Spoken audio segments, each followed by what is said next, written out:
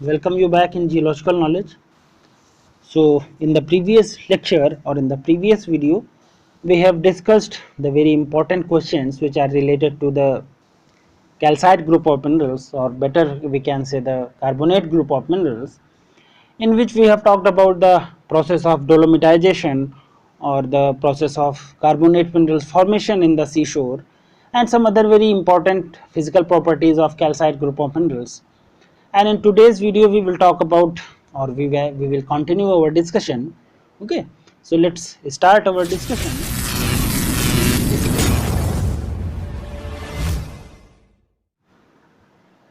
So this is the fifth part in the continuation of that series, that is the formation and descriptive study of minerals, and this is the fifth part as we have already discussed. So the first question deals with the what is the chemical composition of barytes.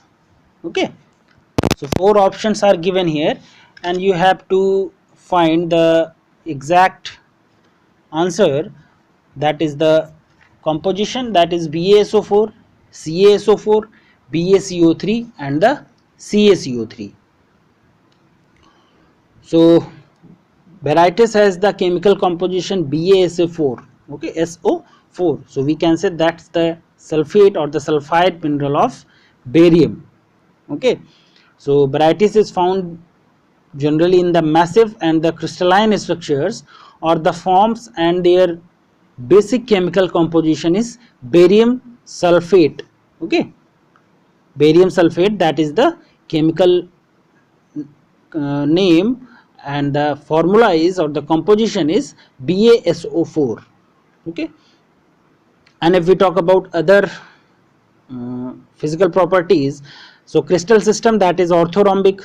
Okay, and cleavage is perfect, and hardness if we talk about, so that is 3, and specific gravity, that is 4.5. luster is generally vitreous. Okay, and streak is white. Okay, and if we talk about the occurrence, means in which type of rocks these are occurring, so barytes is commonly occurs as a gangue minerals in the metal in the metalliferous hydrothermal veins. In sedimentary rocks it occurs as veins and the concretions. Okay, so generally it occurs as a gangue mineral in the metalliferous hydrothermal veins, but in case of sedimentary rocks they occurs in veins and the concretions. Okay, so the correct option, the chemical composition of barytes, that is BaSO4. Okay, so this is sulfate mineral of barium, that is also important. It can also be asked that which is the sulfate mineral of barium. Okay, and you can be, there will be four options, same option given here, BaSO4, CaSO4, BaCO3 and the CaCO3. so CaSO4 and the CaCO3, these are the carbonate as well as the sulfate minerals of calcium we all are familiar with, but BaSO4, that is the sulfate mineral of barium, and the BaCO3, that is the carbonate mineral of barium. Okay,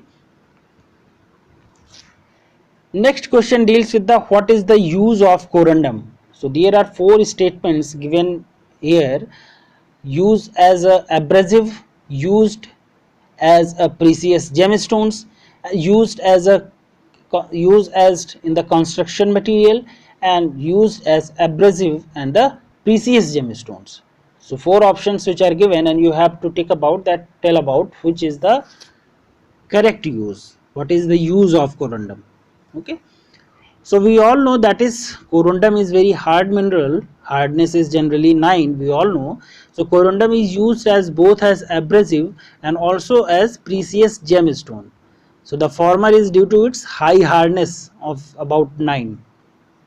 Okay, we all are familiar with the hardness scale, and corundum is placed at number 9, just before the diamond. So we can say that is the hardest mineral, second hardest mineral in that scale, and the later is due to the appearance and the names of some common or the some very important semi precious gemstone, that is ruby, emerald and the sapphire. Okay, so you have to remember or keep in mind, that is the gem variety of corundum, that is ruby, emerald and the sapphire. Okay, so the correct option here is used as abrasive and the precious gemstones. Option D is the right answer. Next question is dealing with the semi precious gemstone not belonging to corundum. So four options are given here and we have already discussed. So ruby, sapphire, oriental emerald or the diamond. So we all are familiar, that is ruby, sapphire and the oriental emerald. These are the gem variety of semi precious gem variety of corundum. So some of the very important or the forms of corundum which are generally used as the precious or the semi precious gemstones, these are ruby, sapphire and the oriental emerald and oriental topaz also. Okay, but diamond is a completely different mineral and is not considered to be a form of corundum. Okay, diamond is a completely different gem mineral. Okay, so the correct option, that is diamond, option C. Next question is, pick the correct statement about talc. So there are four statements given here.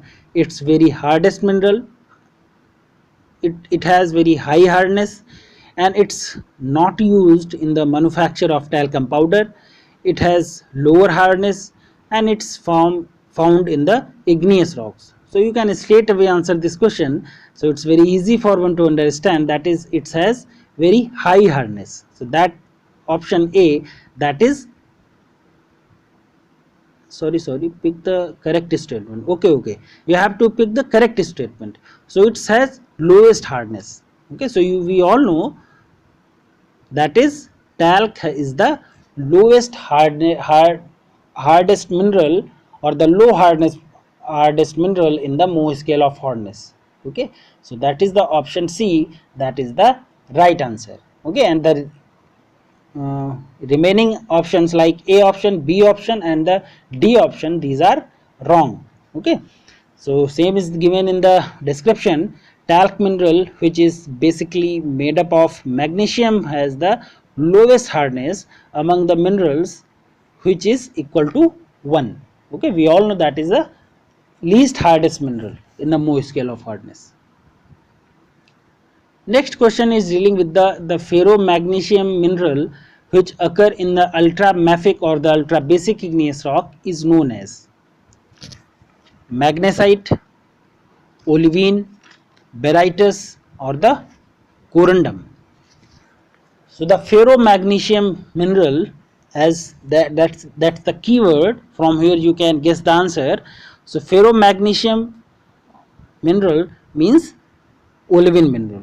Okay, we all know that is olivine group of minerals. They occur or they include a series of minerals that crystallize in the orthorhombic system, and these minerals range in composition from forsterite, that is Mg2SiO4, to phyalite, that is Fe2SiO4. Okay, so that is the magnesium and the ferromagnesium rich mineral. Okay, and basically it's ultramafic igneous rocks. Okay, so olivine is a typical or that is a type of ferromagnesium minerals which is found in the ultramafic igneous rocks, and magnesite is also found in the ultramafic igneous rock but don't belong to the ferromagnesium group. Okay, so magnesite that occurs in the ultramafic forms but it doesn't belong to the ferromagnesium group of minerals. Okay, so the correct option here is option B, olivine. Next one is, what is the diaffinity of pure gypsum? In the previous video when we were talking about the calcite group of minerals, there we have talked about the diaffinity. So diaffinity is the transparency or the translucency of a particular mineral. So the correct option or the options given in the question: opaque, transparent, translucent or opaque or the transparent. So gypsum is found usually in translucent and sometimes in opaque form. In its pure form, it's found in the translucent form. Okay, so correct option here is, that is option C. Next question is dealing with the, here again 4 statements are given about talc, and we have to pinpoint which one is right. So first one dealing with the, it's a very soft mineral. Second one, it's used in the talcum powder. Third one is, it's usually white or green in color. And D is the, it's also used as precious gemstones. So we all are familiar, that is, so option A, that is very soft mineral, that is right, and it's used in the talcum powder, so that is also very important and very significant use of talc. So option B is also right. And if we talk about option C, so it's usually white or green in color, that is also right. But if we talk about option D, it's also used as precious gemstone, so that is not right. Okay, so talc has hardness number of about 1, used in the production of the talcum powder, and it's usually found in the white or green color minerals, but it's not considered as a precious gemstone. Okay, so easily you can identify the right answer. Right answer means the right option. Okay, but you have to pick the wrong statement about talc. So option D is the right answer. Next question deals with the agate mainly consist of. Okay, so here question that dealing with the agate, so that consists of iron, uh, iron and manganese, iron and magnesium, or iron and calcium. Okay, so four options are given, and you have to pinpoint agate mainly consist of. So we all know, that is, if we talk about the formula, so that is CaNa. Okay, so either calcium will be there, or calcium or sodium will be there, and magnesium and iron or the aluminium will be there, or aluminium or silica will be there. So formula will be CaNa, Mg, Ca or Na, Mg, Fe or aluminium, and aluminium as well as silicon O6. Okay, so that can vary, because the molecules, they can vary, either there will be calcium or there will be sodium, or there may be at second valence electron there may be magnesium, manganese, or iron or aluminium. Okay, and in oxides there will be there will be either aluminium or the silicon. Okay, and 6 molecules of oxygen. Okay, so that is chemical composition of agate. Okay, this question is dealing with the agate mainly consist of, so that consists of Fe and Mg. Okay, so there is no manganese. Manganese is not consisting, manganese is not that is not present in the chemical composition of agate. You have to keep in mind. Okay, so agate, that consists of iron as well as Mg. Okay, or magnesium. Next question deals with the, what is the form or the structure of asbestos? Massive, flaky, tabular, or the globular? So we have already discussed when we were talking about the physical properties of minerals, and especially when we were talking about the forms or the structures of mineral, where there we have talked about several types of structures like tabular, massive, flaky, globular, bladed.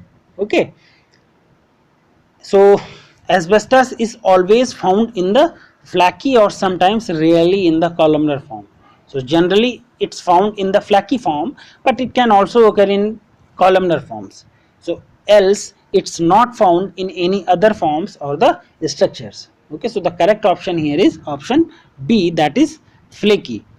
But if in the question there is flaky as well as columnar, both are given, so you have to give preference to the flaky, because that is the common form of asbestos. Okay, columnar is rare.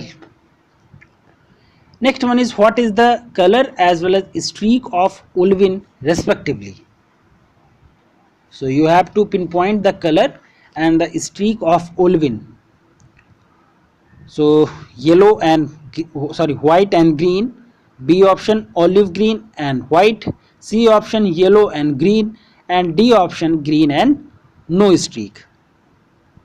So we all know that is the color of olivine, that is pale yellow or green or sometimes olive. So olive is the very important and distinguishing color of olivine. Okay, and if we talk about the streak, so that is white streak. So olivine mineral is found in olive green color and hence its name, and the streak given by olivine, that is generally white. Okay, so correct option here is option B. Next question deals with the what is the streak given by garnet. Okay, so streak that is imparted by garnet group of minerals, and the four options are given here. Okay, options are white, black, gray, or the uh, or they have no color. Okay, so if we talk about the description, so garnet is one of the very few ferromagnetic minerals which don't give any type of streak. They are usually dark gray in color. So that is very distinguishing property of garnet group of minerals, that is they don't have color of their streak. Okay, but if we talk about if their color, so their color that varies. Okay, that color varies, dark gray in the color, but a streak is not present. Okay, so that is the distinguishing property for one to understand or to distinguish between two minerals. So the correct option here is option D. Next question dealing with the what is the form or the structure of corundum: tabular flaky, cystose columnar, hexagonal columnar, globular, tabular. Okay, so four options we have talked about, and you have to pinpoint the structure of corundum, form or the structure of corundum. So the corundum is always found in the hexagonal form. So form is clearly hexagonal. And columnar crystals, so crystals are columnar in form, and the crystal system, that is hexagonal crystal system. And the columnar crystals, they are of appreciable size of about 8 to 10 millimeter in size, and they are not common, or we can say they are uncommon. Okay, so the correct option here is option C, that is hexagonal and columnar. So this was our discussion, another very important discussion for the from the exam point of view, or the BHU PET exam point of view.